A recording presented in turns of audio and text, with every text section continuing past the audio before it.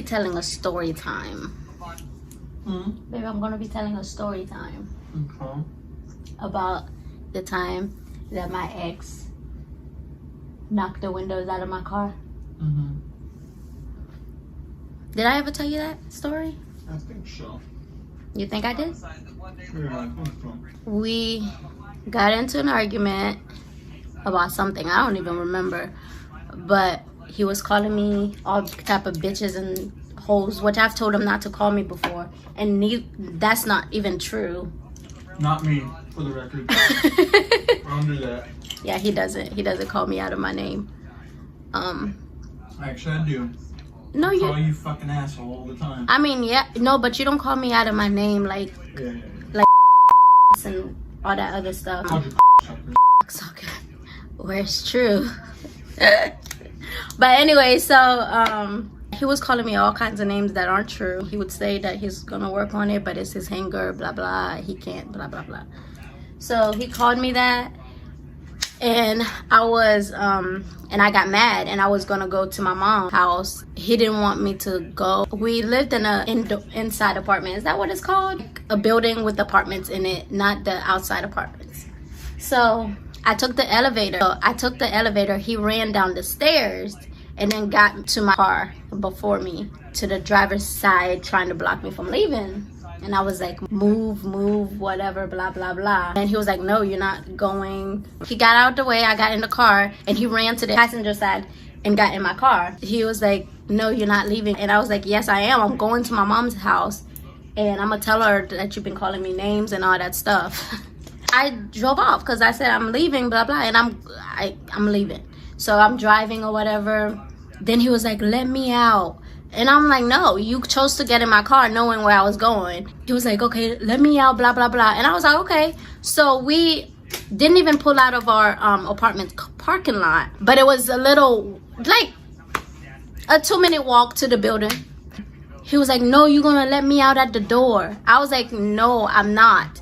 You knew I was going. You decided to jump in my car. So you gonna get out of here or not? He was like, no, I'm not getting out. You're gonna let me out at the door.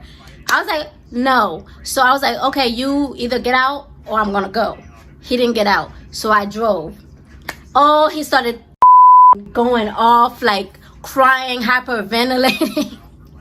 Like, I honestly, it's not nothing to laugh at. I think he did have like anxiety mixed with like baby, it's really hot in here. Anxiety. My bad. He said it's him, his bad. But I really think he had anxiety and really bad anger issues or whatever. And I got to the light, still kind of close to our apartment, but that was going to be about a 7-minute walk. I think it was less than 10-minute walk. 7-minute walk back to the apartment. And I was like, okay, you could get out. It was like in traffic, blah blah blah. There was a sidewalk right next to, like, because I was gonna make a right turn, so there was a sidewalk right next to the, and I was like, you can get out there. He was like, no, you're gonna drive me to the house, blah blah. And I was like, no, I'm not doing that.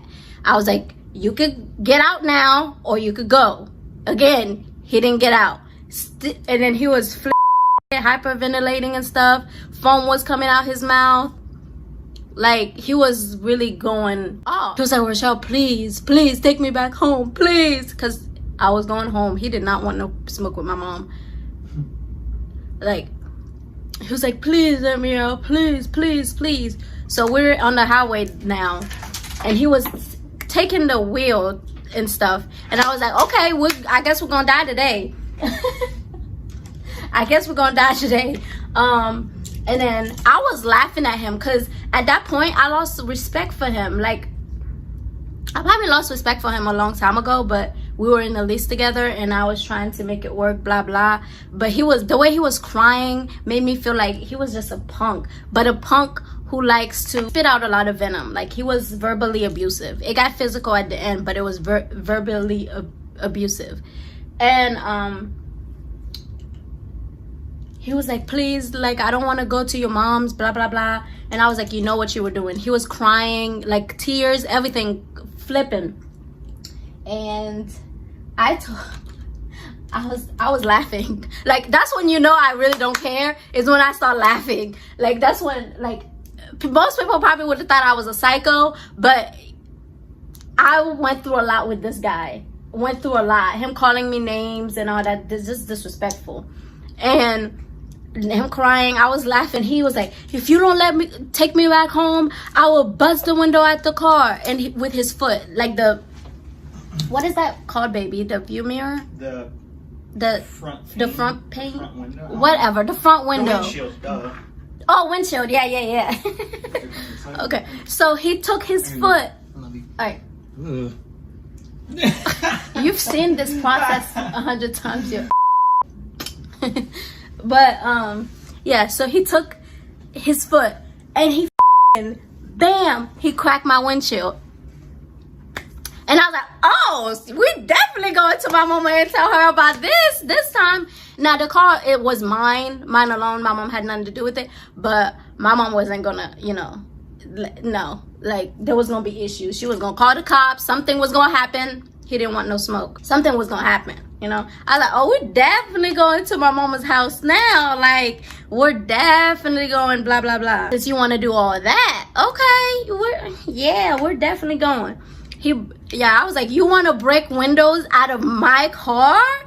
Oh, okay, that's how you want to play. That's how you want to play? Oh, yeah. I'm going to go to my mom. She going to tell you about yourself.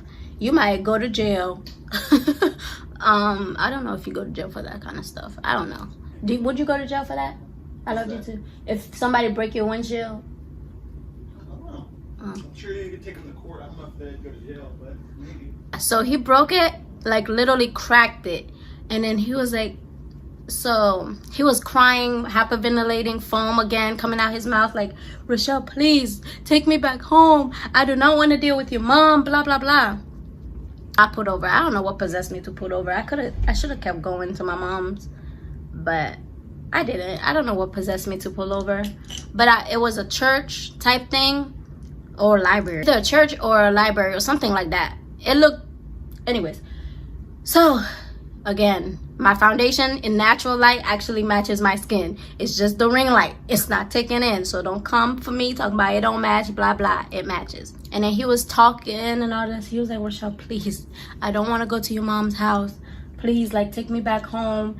He was like, I'm sorry, blah, blah, blah. He was like, I will get your window fixed. It was going to cost like $200 or something like that to get your windows fixed or blah, blah. Tomorrow we could go and get it fixed. I don't want to deal with your mom and all that stuff he was saying. And then he was like, I will change. I will try not to say that, but it's really hard because, like, I get like so mad and like sometimes I just don't know what's coming out of my mouth. I don't believe he didn't know what was coming out of his mouth. Did I think he has anger issues where he couldn't control it? Yes, but he knew what he was saying. We decided to go home. He had this thing, and now that I'm out of it, I didn't know it was manipulation, but now looking back, and I went to counseling and all that stuff, they were saying it was likely manipulation. He would cry and like act like he's sincere about stuff. Say he's gonna work on himself. He would work on it for a couple of days or something, and then it would go back right to abusive stuff, you know? Okay, I'm not even in this relationship, I'm the tough one. Like, I'm not really emotional. I don't be doing all the lovey-dovey hugs and stuff. I do it sometimes, but on my time, I'm not, like, I don't have to be like all up on you all the time, you know?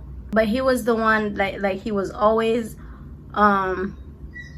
like emotional and crying and stuff that I didn't find out like that was worth crying over. I'm like, I don't know what to do. Like, he was crying over stuff, and I told him like stories about my life story when we first met and stuff. We sat in the parking lot, talked for like hours and blah blah, and I told him my life story. By the time I was over it, yeah, I went through some tragic stuff, but I guess when I went to counseling for it, I don't know if I feel like it does affect me in a way that when I have kids, I'm gonna be extra cautious. You know what I'm saying? I feel like that's, you know, I'm gonna be a little crazy.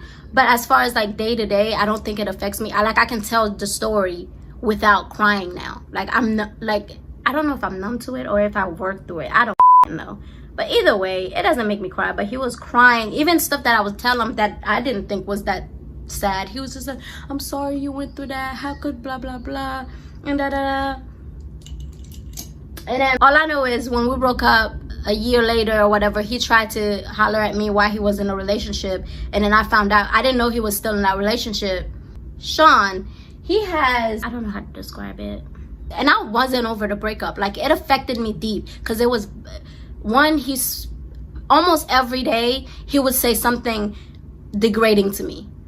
You know, like something degrading.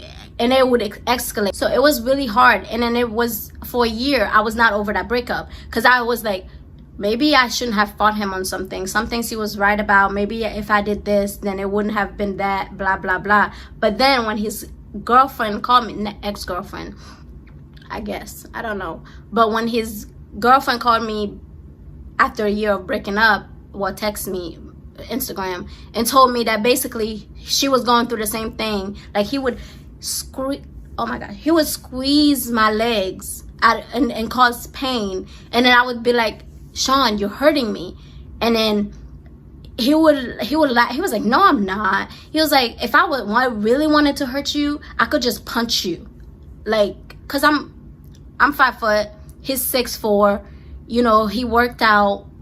Like, he was like, I could hurt you if I really wanted to. And then he would call himself restraining me.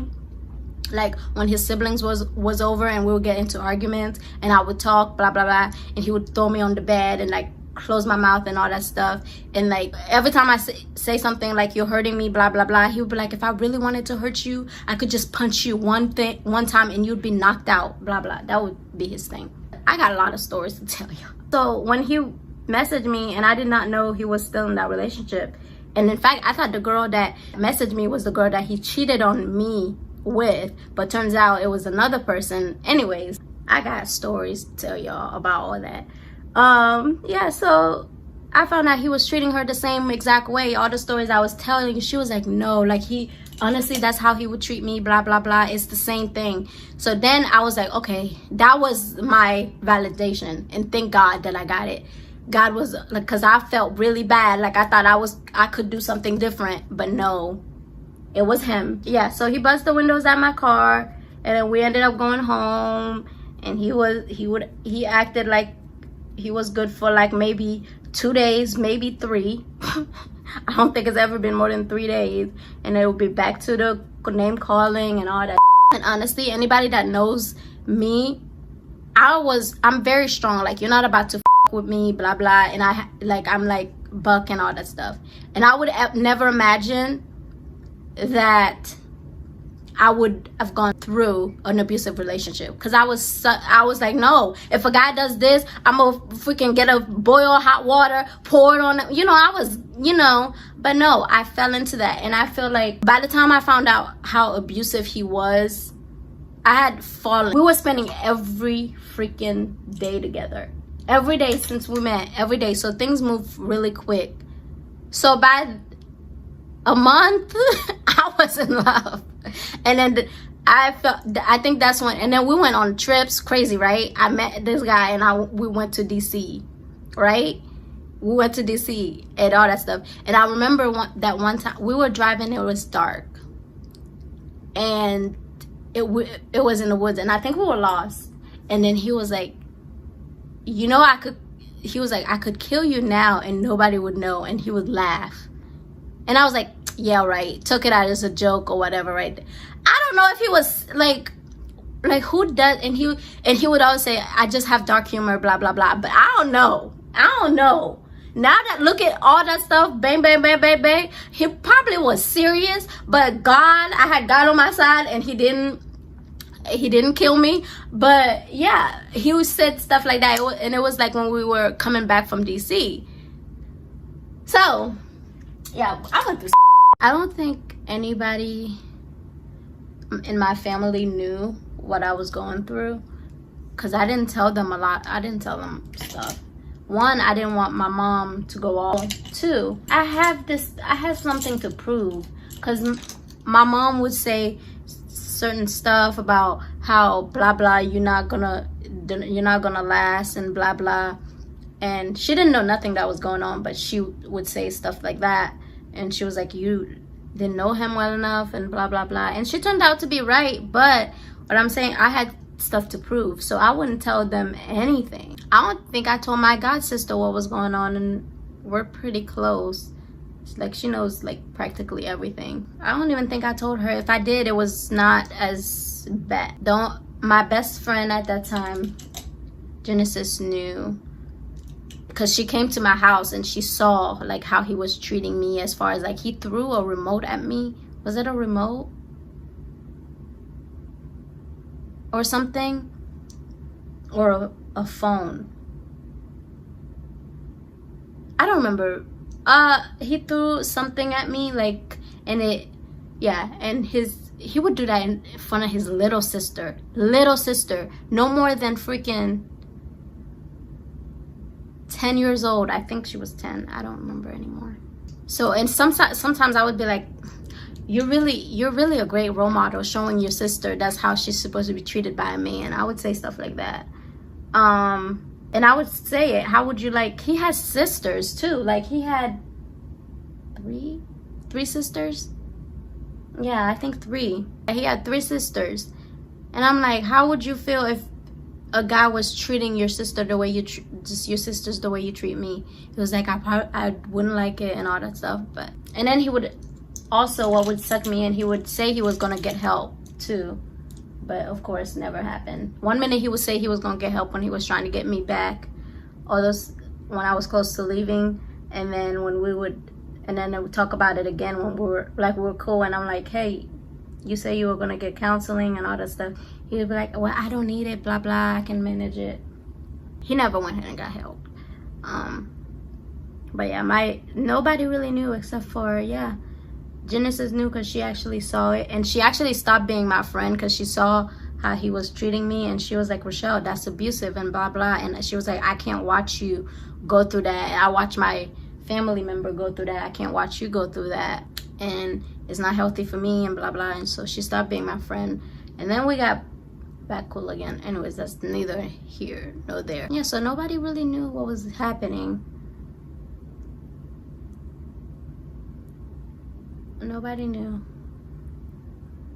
because one, I had something to prove, and I wasn't gonna prove, even though I knew my mom was right, I wasn't gonna let her know she was right. I'm gonna tell you guys the story how I ended up in the hospital and had to go to the psych ward at a later time. Nobody knew what was happening till that point when I called my stepdad to. And another thing, I knew if I told my family, I could never ever have any dealing with him ever again, because they would never accept them, right? So that was another reason. Yeah, I knew when that happened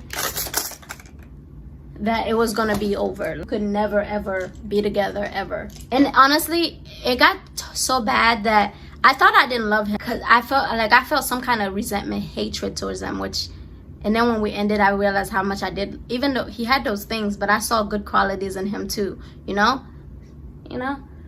But at the end of the day, the good qualities, it was more toxic than it was like good, you know. And no matter how strong you think you are or how you won't, there's a way that they can suck you in, and then you want to believe that they can change. You hope that they will change, like. But my problem was, like, by the time I found out how toxic and controlling and verbally abusive, and at the end it became again physical, it was too late. Like, I was already falling, and then I was like, I want him to get help. And it was like, if he would just get help, we'd be fine, you know. The time that I called my stepdad, I knew it was like over for us. I will tell y'all that story at another date. I think I'm still emotional from it. I think, because I'm kind of tearing up now thinking about it. But yeah, I'm getting ready to go into work. So yeah, so basically, yeah, I don't know what, nobody knew I was dealing with this stuff till the end. And that's why I said that it was really hard for me. I didn't want to move in with Nathan because of that. But Nathan is a completely different, like, he's genuinely nice. He's the type of person, he sees somebody struggling, like we were on a date or whatever, then we went to IKEA to get ideas of how to decorate the house or whatever. That's how I know I'm an adult, when IKEA is part of my date. And then those people needed help, woman and this man, getting something on the truck or whatever. They were struggling. And what did my man do? My man went and helped, and then helped the man put it up so she wouldn't have to. So yeah, he's like a genuinely nice guy and doesn't expect anything else in return. Like, he's just a completely different person. Gamers oftentimes have anger issues. Nathan, no, he's like so warm and so, like, I don't know, he make me seem like I got no emotion. He just doesn't do it in a way to manipulate. He does it because he genuinely, that's who he is. And I've seen it consistently, and I live with him and I still see it consistently, and it's been over a year, you know. It didn't just flip a switch, you know, saying all those sweet things and blah blah, crying boo boo, and then in a month or two, completely different. So I got lucky. And, oh, and also me and Nathan, we have the same faith. Like, we're both Christians. That's another thing me and Sean didn't have. He wasn't a Christian. He believed there was a God, but he didn't think God cared. Basically created us and didn't. Yeah, so that's a difference too. We could actually pray together, and yeah, it's different. It's different. It's so different. But yeah, please don't forget to like, share, and subscribe to my channel for more stories, for beauty tips, for makeup tutorials, for cooking, for everything else that has to do with my life. So bye. See you in the next video.